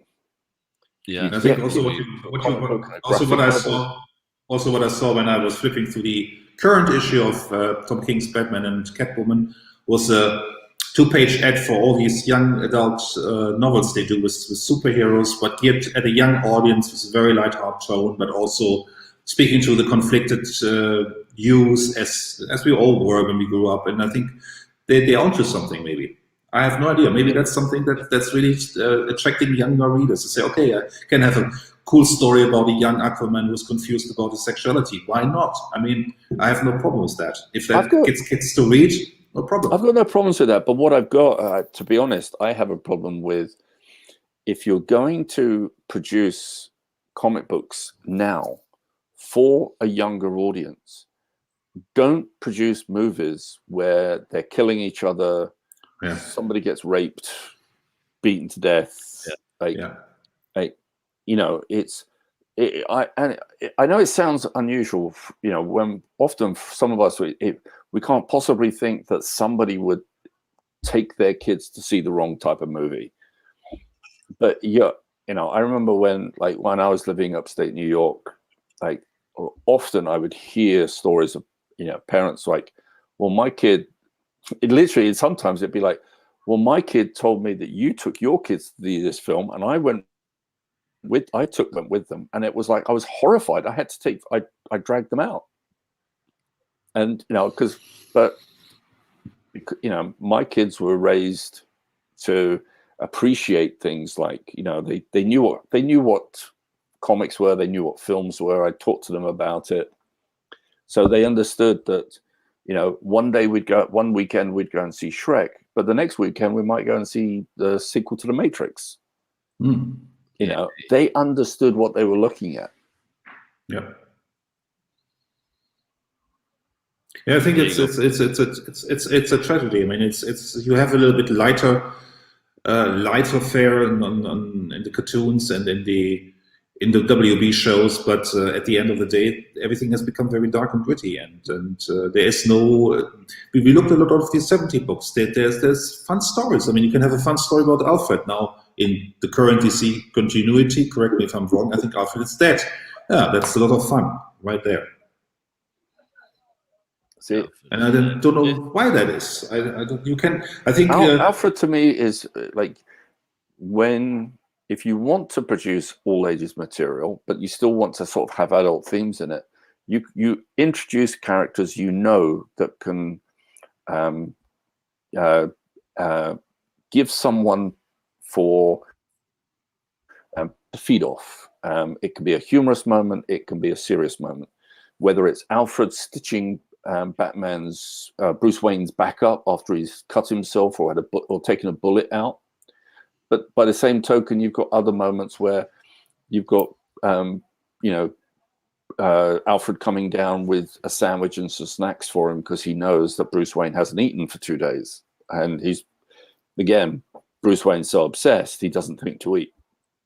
Yeah, I mean, and I was I'm not ragging here on Tom King. He's a very popular writer, but I was flipping through this book, and maybe that's not fair, but what I saw was pages and pages of Catwoman kicking the snot out of Harley Quinn, and Harley Quinn whining about that Catwoman killed the Joker because she wanted to kill the Joker. That was the book. I flipped through. I'm sure it's a 5 out of 5-star book because it's wonderfully written. I mean, the art is nice, but I mean, this is not the kind of comic I want to read right now. Killed the Joker, or did she just think the Joker? No, Catwoman killed the Joker. And Harley Quinn was pissed because of that. And so Catwoman kicked the snot out of Harley Quinn. Sorry, are you telling me the Joker's dead? Yeah, but it's set in the future because they are all old people. It's a sort of Batman has already died of cancer. So we don't need him anymore in the book. Mm-hmm. Oh, God. Before we I'm glad I dodged that bullet. Before we leave today, I want to ask you something. Did you see that the proposed name for the new Warner Brothers, WB Discovery is Warner Bros. Discovery? That'll be the new name of the media conglomerate. What? Warner Bros. Discovery? Yes.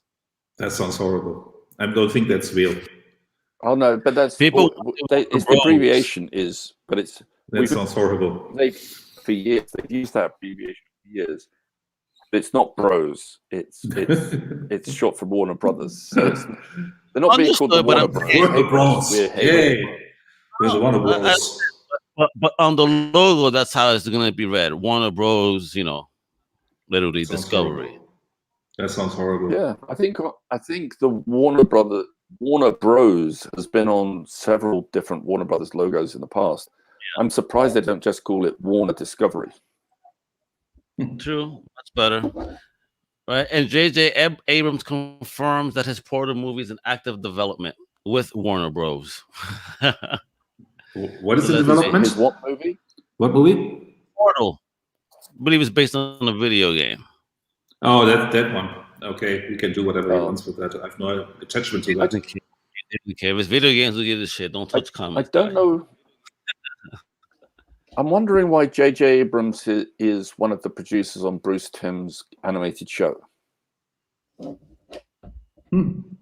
you think maybe something's coming? I mean, I love the idea that Bruce Timm is going back to animation and animating Batman again, and I think it's supposed to be a direct sequel to the original animated show.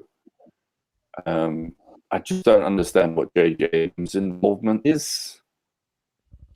Well, we'll find out soon enough, and if you guys want to answer, let us know for real. probably only using his name, and he's making it worse. You said, well, knowing business nowadays, that's definitely sounds something very likely. It's just a tactic. Yeah, I'm not so.